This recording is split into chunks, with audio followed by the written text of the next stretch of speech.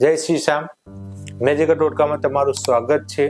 આ ટોટકાનો ઉપયોગ કરવાથી 100% નહીં પણ 110% લાભ થાય છે. આ બધા ટોટકાથી ઘણાને લાભ થયો છે. જો તમે પણ કરશો તો જરૂરથી તમને પણ લાભ થશે. તો ચાલો જોઈએ.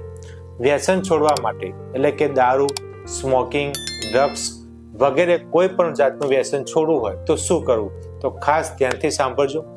શનિવારે ચાલુ કરવું. શુક્લ પક્ષમાં 11 હળદીની ગાંઠ લેવાની. એક સાથે નારસીથી એ 11 હળદીની ગાંઠને દોરાથી બાંધી દેવી.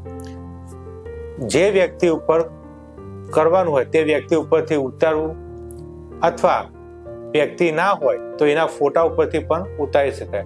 પછી નદીમાં કે 1 કિલોમીટર દૂર તમે પધરાઈ શકો છો, કાં તો પછી તમે ઘરથી 1 કિલોમીટર દૂર પણ નાખી શકો છો.